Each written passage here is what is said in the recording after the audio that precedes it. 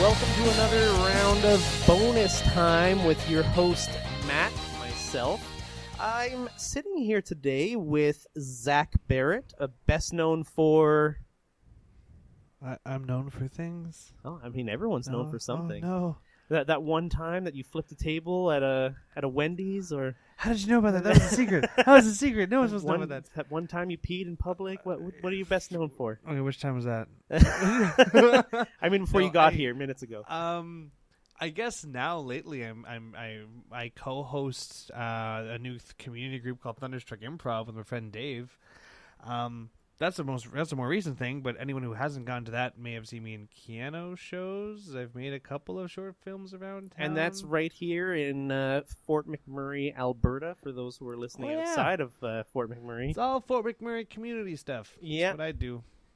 No, that's great, and I'm a big fan of your improv group. I used to do improv when I was younger, back in high school, and I loved it. I was a huge fan of it. I really feel like it really puts your brain to the test, and that's what we're here to talk about today. Is we're here to talk about some improv, something that we're both pretty passionate about. I know you're really into the arts outside of improv. Why don't we talk a little bit about what you've done besides the improv before we get into the real thing? What have you done recently outside of the improv group? Okay. Well, actually, currently, right now, I'm working every day for Drama Force. It's a brand new youth drama intensive that Keanu puts on. It's the second summer that they've done it, and this year's show is the Little Mermaid Junior. So I'm working assistant on that. My primary thing on that is teaching improv. And how old are the students in that? The youngest we have is 10, I believe, and the oldest is 15. Oh, okay. Yeah. So the group itself accepts anyone anywhere up to 17, but this year our oldest are 15. That's cool. Starting them off young and getting them into exploring that kind of art is really how I got started too. I mean, I was big into drama back in. I mean, starting as early as I can remember is in grade 8. I actually did my first performance that really got me into drama and really got me into performing. I did this scene in drama class where our teacher had asked us to make a commercial to sell something, but whatever it was, it couldn't already exist. It had to be something the game with the kids. Brand new. So, of course, me with my gutter mind thought as dirty as I could at the time, and I thought, why don't we try and sell secondhand toilet paper?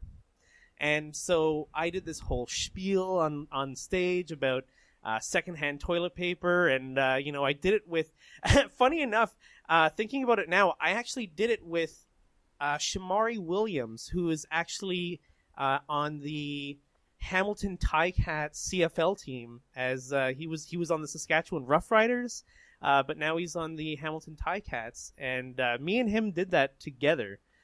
With another friend of ours at the time, Dave Baker, which I'm not really sure what he's up to these days, but we got a huge laugh out of it, and it was what sparked me into getting more serious into my acting. It's the thing that people enjoy doing. Holy crap! It was such a rush, and I remember knowing I had made it when the bell rang, but people didn't move. Like they're just That's like, no, the best feeling ever. Keep going. So like.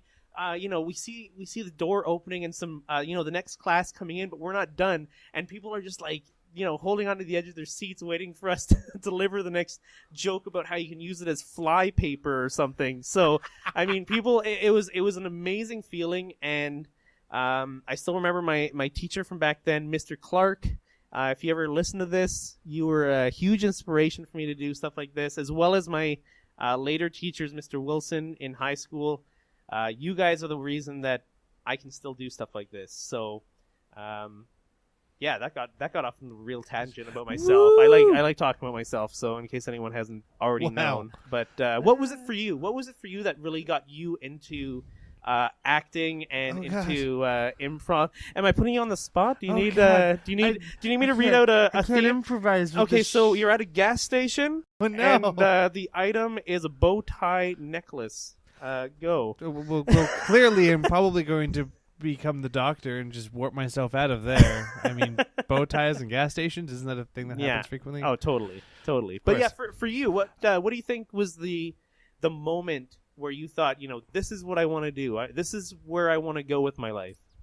Actually, okay, this is going to be. I don't know how heavy I want to go with this answer. You should just go as heavy. I want either the people to be crying, I don't understand, laughing, vomiting, whatever. I want that's an such extreme. a fundamental question for me. So for anyone who doesn't know this about me, which maybe a fair few people, I don't know. Anyway, I grew up with Asperger's syndrome. And I'll tell you right now, growing up with that shit fucking sucks. Understandably, because no one understands. Yeah, well, totally. until you're older, and everyone's like, "Oh, okay, we're accepting." Yeah. Like, well, until then, you're pretty fucked. Anyway, so I'm going through school, and it's not happening. At this age, I don't know this. All I know is that no one likes being around me, and I'm like, oh, what the fuck. So my parents have tried putting me in so many different things, and it just didn't work out. So they're just like, well, fuck it, let's try drama. And at that time, Keanu actually had drama courses for people between ages 8 and 12. And I don't know if they had any other age categories, because by the time I got older, that ceased to be a thing. Yep. But it only needed to be there the one time, because I went in there, and not only were my differences not harped on, but they were actually accepted and people liked them. Exactly. So, and a lot of our warm-up games and things like that were improv-based, but we were also putting a show together, and that was my first time I ever went on stage, and loved it so much. I was like, I want to experience that freeing feeling, like that feeling of being free for the rest of my life. Totally. And that was it right there. So, that's totally that was some good stuff there. I mean, I know a lot of people who feel the same way. I was back in high school. I mean, I wasn't unpopular, but I was popular for weird things, I guess. And one of the things, like, after I did that performance with the secondhand toilet paper, was a lot of people identified me with that. And it at You're first the toilet it was, paper yeah, guy. it's like, oh, you're the guy who did the toilet paper thing. I mean, but that was fine by me. Like, that was actually like totally fine. As long as people liked it. Yeah, and people loved it. Like, they thought it was great, and I heard about it for like the rest of my high school career after that. But after that, I mean, I was in plenty of productions back in Ontario where one particular one I played a talking cat who was also a prince in the Sears Drama Festival. I did one where I can't believe I made this up off the top of my head. Like, we were doing a sketch and it had to involve death. Okay. The sketch had to involve death, but we wanted it to not be so morbid. We wanted to take like a non automatic approach to it. So we came up with, still to this day, I have no idea how we came up with this, but we came up with the idea that, okay, so the story was God was bored in heaven. And he's like, well, there's nobody. I made all these things, but I'm just bored. I'm going to create the Department of Deporting Earth's Animals to Heaven. DEATH. And the Grim Reaper was hired to do that. So he was asked to go down and kill people so that, he can send them up to go party with God. Yeah. Till eventually God was like, no, the party house is full. You've been fired. And so the Grim Reaper is bored until he finds an ad in the 666 newspaper saying that Satan is looking for someone to deport Earth's animals to hell. And so he's been working there ever since. Okay. That was the whole sketch. Crap. All and right. Everyone's like, what? So death now has a whole new meaning for everybody. I mean, it makes total sense to me. right? No, that's hilarious. I mean, I guess like after that, I didn't want to always be recognized as like the guy who could only do funny things. And I mean, I guess that's every actor's like thing. They don't want to be typecast, right?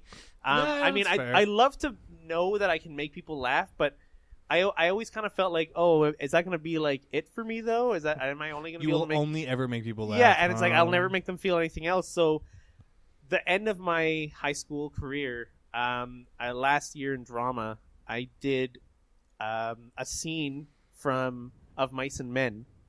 Oh, God. Yeah, and it was the scene where, it's been so long, I can't remember the name of the characters, but the larger character, I mean, spoiler alert if anyone's ever seen the movie or read the book, the larger guy has a moment where he is going to be sentenced to death. Like, he's going to die. And we did this whole scene, and I had to explain it to him and why he was going to go away. And I tell you, by the end of that performance, there wasn't a dry fucking eye in that room. It went off so well. Like, after the lights came back on afterwards, I'm like going up to my co-star, Daryl, if you ever listen to this, like, it was an amazing team. We high-fived, bro. Yeah, high five, bro. It was so good.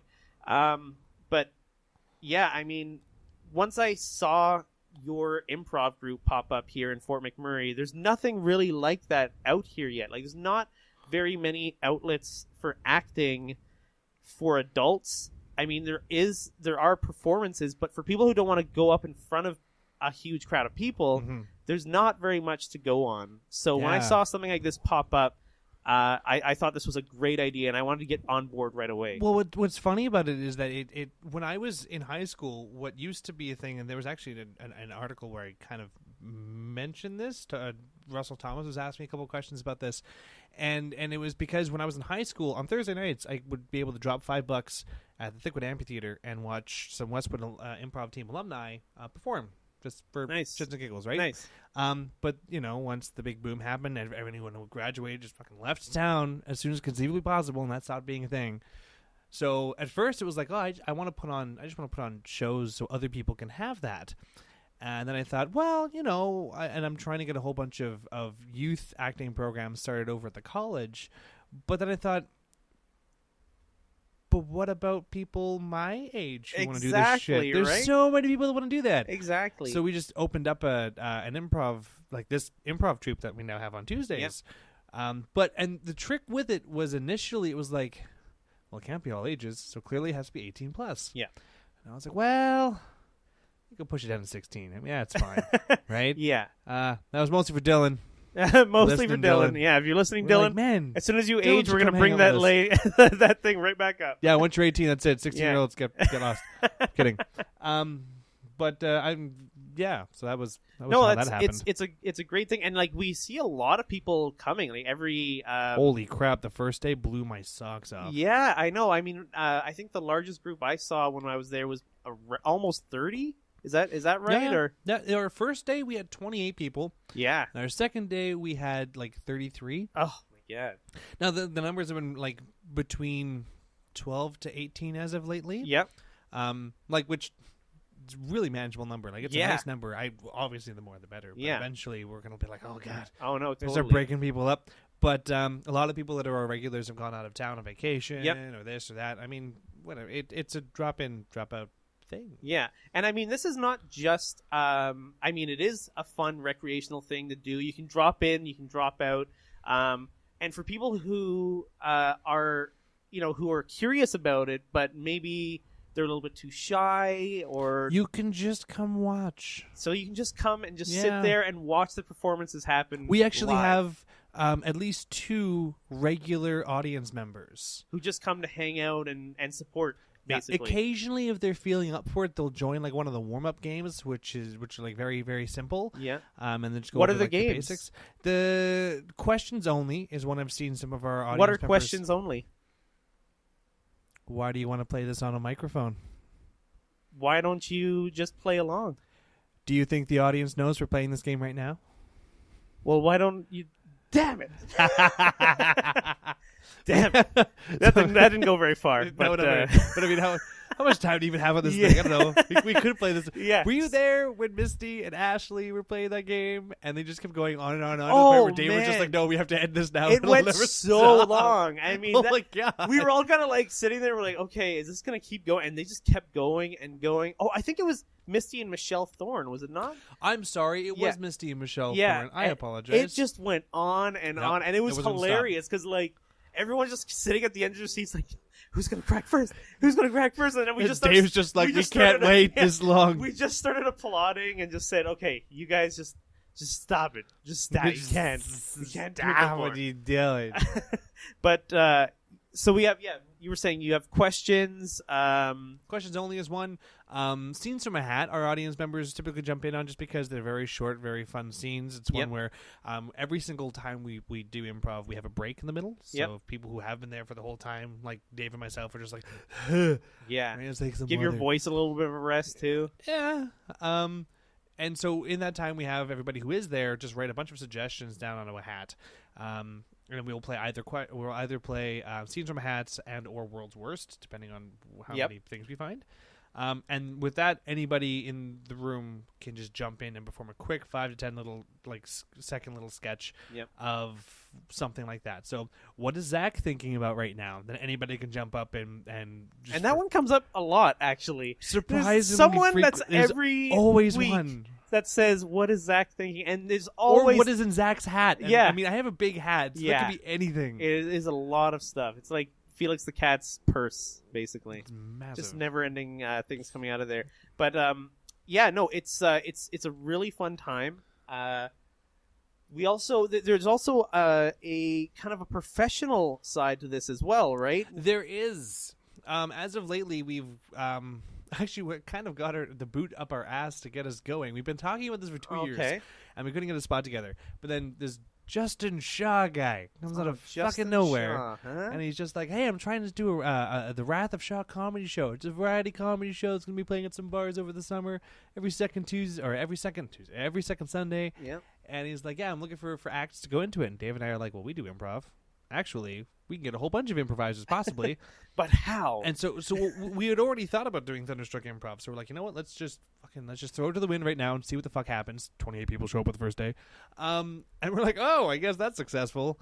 And so then ever since then, we've for Justin's first Wrath of Shaw show at Tavern, Justin had a couple of acts. I think Newfie Neal had one act near the end, and then there was Newfie Neal is hilarious. For the most I hope he hears this because I think that guy's hilarious. That was so funny. I've seen a few of his shows in town, and I just think he's really, really funny. I mean, usually by the time he comes on, I'm usually pretty drunk, but I don't think that has any bearing on how funny he is. No, he was pretty funny. I was decently sober. And Yeah. I was laughing quite frequently. Yeah.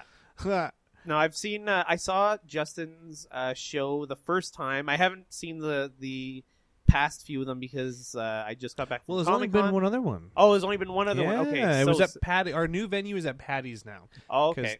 Up in It's Thickwood, difficult to work in. right?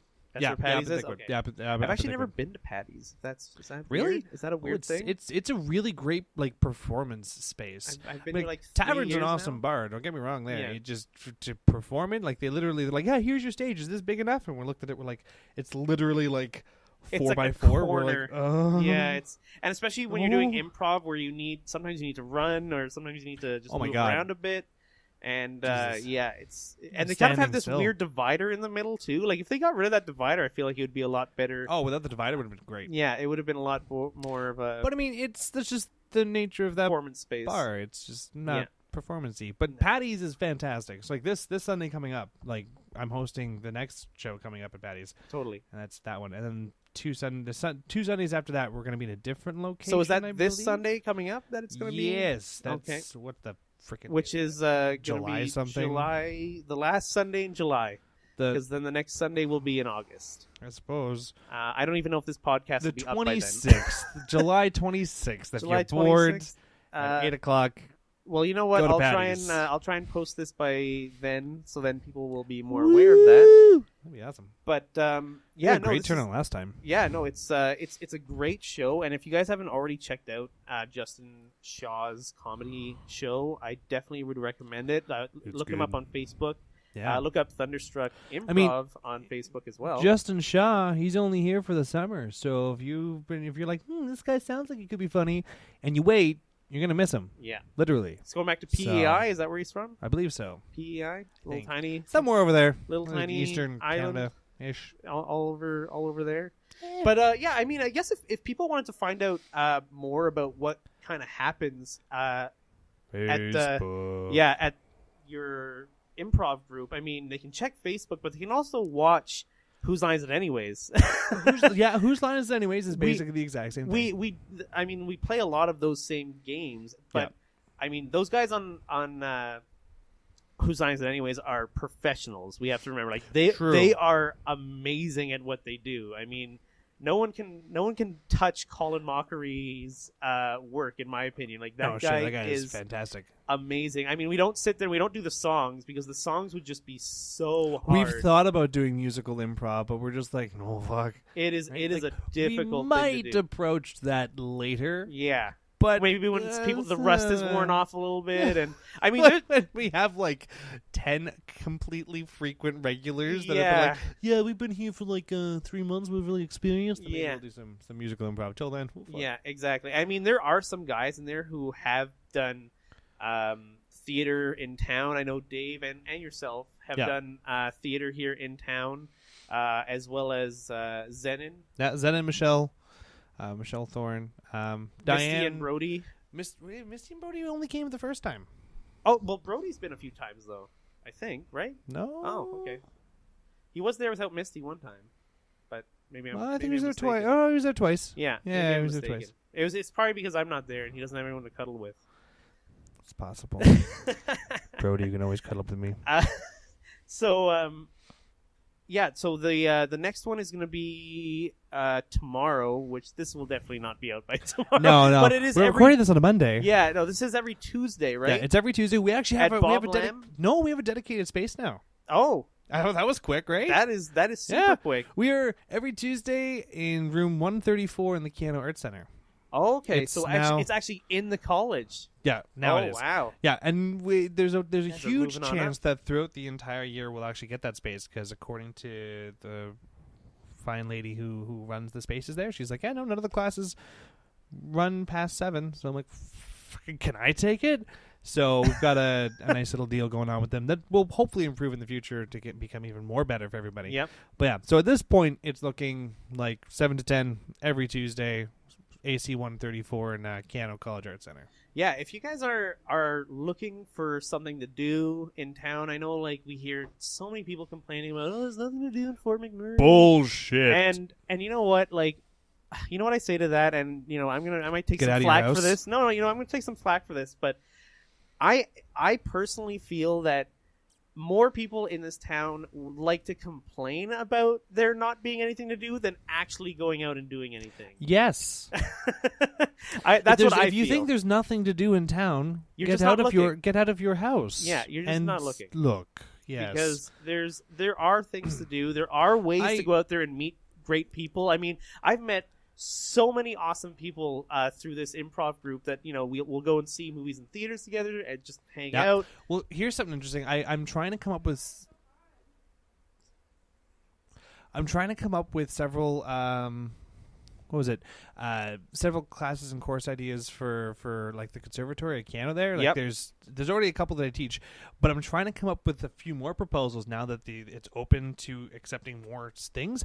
And my biggest problem is trying to schedule it around all the other shit I already do in town. Yeah. I'm trying to create more for more people to do. Totally. And I can't squeeze it in. So if anyone's trying to tell me that there's nothing to do in town, tell that to my schedule. Yeah, no, exactly. and like myself as well, like we're doing some gaming stuff related to our FMGA gaming group in town.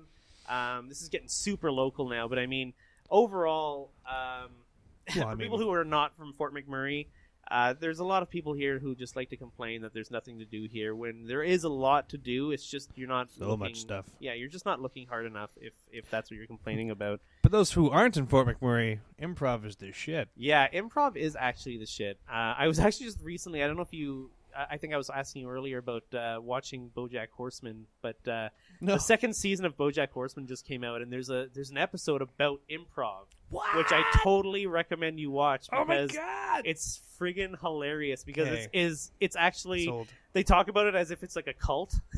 It is a cult. Because it is a cult. One of the characters has the choice of either joining an improv group or joining Scientology. And he joins the improv group instead, and they all talk about like, oh, you should have joined Scientology. Those people aren't dangerous. Well, yeah. But actually, an interesting thing about improv that I was talking with a friend of mine. They were just like, man, that's it's fun. I feel like there's some skills that could be gained from it. And I was like, well, absolutely. So really quickly, in improv, what we talk about is like there's always 5 things that you want to accomplish with whatever tools you have. There's 5 things you want to accomplish, and the 5 elements of a story. You're creating a character, you're creating a setting, you're creating a problem, you're making the problem worse, and you're solving that problem. Yeah. And I was talking with a friend of mine who does a lot of like problem solving, event managing, coordinating, all sorts of stuff like that. And I said, improv, the skills needed to make those 5 things happen. Those are the 5 elements of a story. Yep. So you're taking your skills and you're creating a story. Just take the word story out and put the word event in. So you're taking the same skills that you're using to take whatever suggestions you've been given, and you're just relating those to whatever tools you have available. And instead of creating a story, you're creating an event. Yeah. So if you're on the fly and a whole bunch of things have happened, well, bam, what do you have to work with? Those are your suggestions. And try and create the place the event is happening, who's needed for the event, what the problem is, can it get worse, and how you can solve it. Yeah, I really feel like someone who may have issues with social anxiety and such would really benefit from something like this. Yes. I mean, even if you want to come and you're nervous about doing your own scene, like Zach was saying, come and watch it, and you'll see that anyone who's there is not afraid to look like an idiot. Well, that's one of the rules of improv is make mistakes. Just fucking do it. Just because do it. The worst thing that will happen is you will learn how to make it better. Totally. That's the worst case scenario. No one's died from doing improv. No, I mean, not happened. That I know of. Well, anyway. unless you're like, hey, I'm going to jump off a bridge and see how it goes. Well, that's that improv killed someone. Improv. But I most of the work that I do in town is with youth and with youngsters. Yeah. And I work primarily in the schools during the year. And I play tons of improv games with them and touching on social anxiety there and stuff like that. Like, there's lots of that sort of stuff with youth. And oh yeah, especially now. Like it's crazy. Yeah, I mean, I don't want to date myself or anything here, but I feel like it just was not as big of a problem when I was younger. It wasn't well noticed. It definitely wasn't as in the spotlight as it is now. Yes. I think it's always been there. It's always kind of been there, but I mean now with kids that are literally born and raised on screens. And I sound like kind of like a freaking hypocrite because I'm a huge gamer, but I mean, when I was young, there wasn't as many outlets to communicate with people as there are now without actually being face to face. This is true, right? Which does create a bit of a social barrier when meeting face to face. I mean, right? chat rooms were like just coming out. They had like the ICQ, they had MSN, all that kind of stuff. MSN. But there wasn't really. The kind of stuff like there wasn't Facebook Messenger back then. Everything that you tried to use would break every once in a while. I'd be like, well, fuck this. I guess I'll go talk to someone face to face. No, exactly. And it wasn't right? that big of a deal. It was a temporary thing. No one makes phone calls anymore, right? What's a phone call? Exactly. Right? What is the this only thing phone calls I get from people now are from people who are older than I am and just do not understand how to text. I only get phone calls from like professional business things or fax machines. Yeah, fax machines. Or telemarketers. Like people are just like, hey, are you here? I'm like, fuck off. I actually haven't got a phone call from a telemarketer in probably like giving your powers. Year, maybe 5 years. I want your magical gift. It's been a very, very long time. I wish. But man, we get late to get to the off track in this show. But I mean, we are coming up to the end of the podcast, and for anyone who has listened before, they'll all be familiar with the game that we like to play at the end of the podcast called Super Fight. And for those who don't know, Super Fight is a game where me and Zach will face off against each other. We both get a character card and a attribute card, and we have to try and justify why our creature, character, beast, mythical, whatever, would win in a fight. I got two like almost the same thing. Oh, really? That really sucks. weird because I definitely shuffled them up. Well, they're different but very yeah. similar. Well, I got to tell everyone out there who has tuned into the other ones, this one actually has a rated R deck, and I haven't put that in before. So we could get some pretty dirty stuff here. Oh my god. So I guess. Oh, Oh my god. Okay. Hang on. I remember that's fantastic. This is crazy. I actually have some really crazy cards here. Okay, I might can I potentially give away two of my cards by asking which is bigger? I don't know. I mean they're the same fucking thing. Really? All right, Okay. fine. I'll go with this one. No, I would just go. We'll talk about the other one after, though. They're the exact same thing. All right, here we go. No, this one. Yes, that's terrifying. All right, so Zach, why don't you go ahead first and let us know what you got? Between a Titan and a Colossus, I chose the Colossus. Okay. That is armed with a Vorpal blade. You know what a Vorpal blade is, yeah? Yeah, Vorpal blade. Oh, well, why don't you explain it to people who may not know, actually? I'm okay. I'm only familiar with the Vorpal blade from the D&D side of things. Okay. And it is a blade that, when criticals, will automatically and always finish your opponent off with a decapitation. It does not deal extra damage, it deals death. Wow. There's no surviving from a Vorpal attack. All right. Well, it's weird that you got that, actually. Oh, shit. Because I don't want to know. I have a card here that you'll be kind of unexpected as to what I picked, but I got pick a video game character. Oh, you son of a bitch. What was your video game character? So I got a card that says pick any video game character. And I had actually chosen Kratos. You son of a bitch.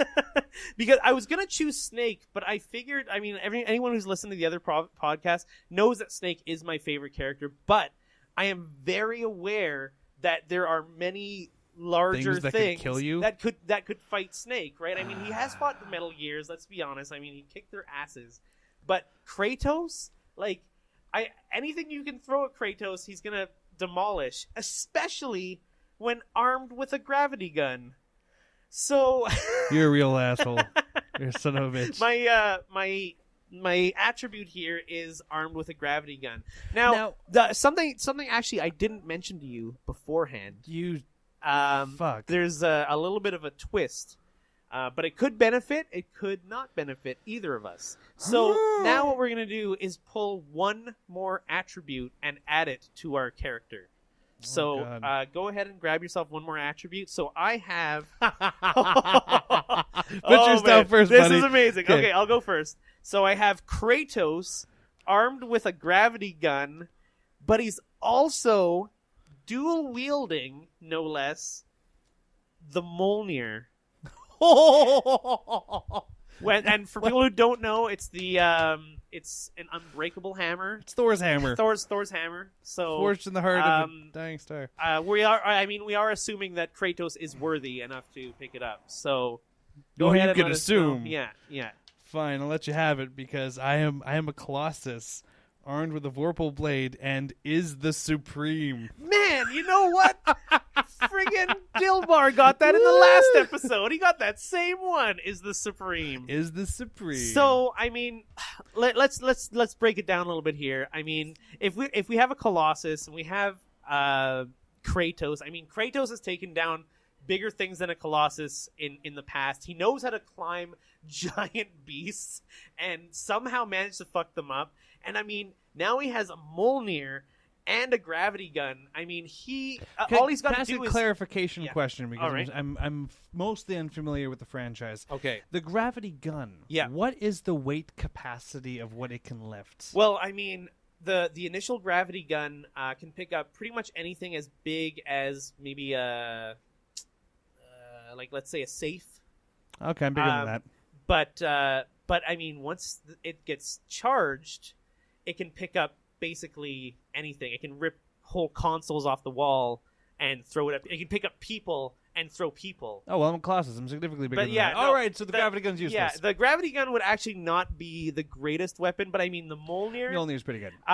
With a Colossus, all you need to do is find that spot on top of the Colossus. You know what? And hit it once with that I will hammer. be totally honest. Okay. Before this little twist in your game, I actually would have just been like, you know what? Kratos would slaughter a Colossus. But this Colossus is the Supreme. Yeah, and you know, when I see that... a Vorpal blade, if I hit you, your head is gone. Yeah, and you see, when you say that, like, all I can picture is the last boss in Shadow of the Colossus, because he has a sword... Damn right. And he is the Supreme One. I mean, he's the last boss. He's huge. It takes like 10 minutes to climb this thing. So that's kind of what I picture. But I mean, you are a little kid who can't really jump or fuck things up as much as Kratos can. So well, I'd like to think that Is the Supreme is a little bit better than King of Other Colossus that never have to deal with fighting things.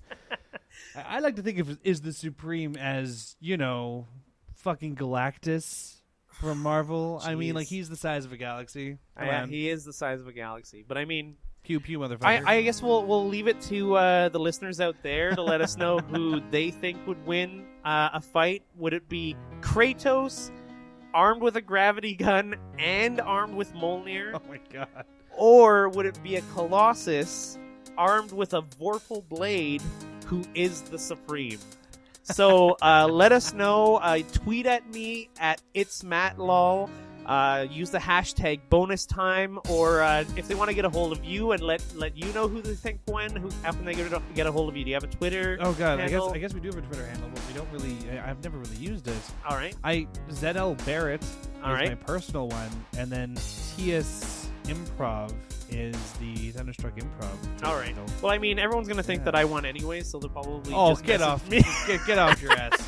We also have a Facebook page. You can go on there and comment who you think won, and you can enter yourself in to win some exclusive Comic-Con giveaways. Can I enter? Not this particular one, but I mean, you can go with the other three episodes. So please help yourself to that. Anyways, for this episode of Bonus Time with Matt and Zach Barrett, our special guest today. Thank you so much for coming by and talking to us about improv, Thunderstruck Improv. And I suppose we'll leave it at that. Thanks for stopping by, everyone.